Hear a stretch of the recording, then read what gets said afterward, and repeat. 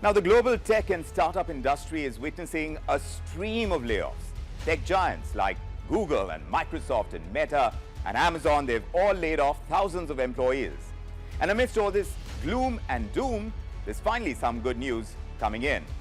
The United States has announced that individuals traveling to the United States on a B-1 or a B-2 visa can now apply for new jobs and even appear for job interviews. They're often called the B visas. They're the most common types of visa that are issued by the United States.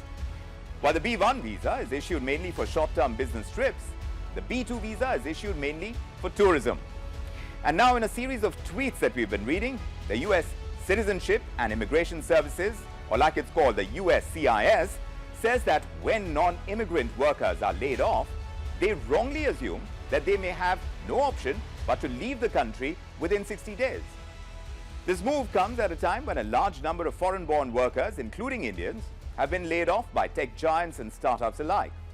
Now, when a non-immigrant worker's employment is terminated, they get a 60-day grace period that starts a day after the termination happens.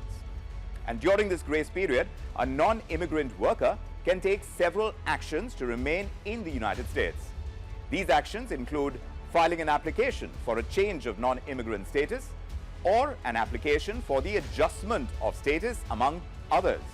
But if no action is taken, the worker and his dependents are required to leave the United States within 60 days.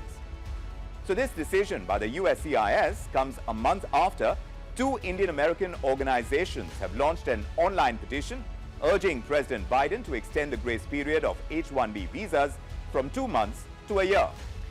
Meanwhile, in an interesting development, more than 1,400 employees at Google have written an open letter to Google CEO Sundar Pichai. That open letter has called for better treatment of staff during the layoff process. The employees have also listed a series of demands, and those include freezing new hiring, priority to laid-off workers for job vacancies, and extra support to those at risk of losing their visa-linked residency along with their jobs.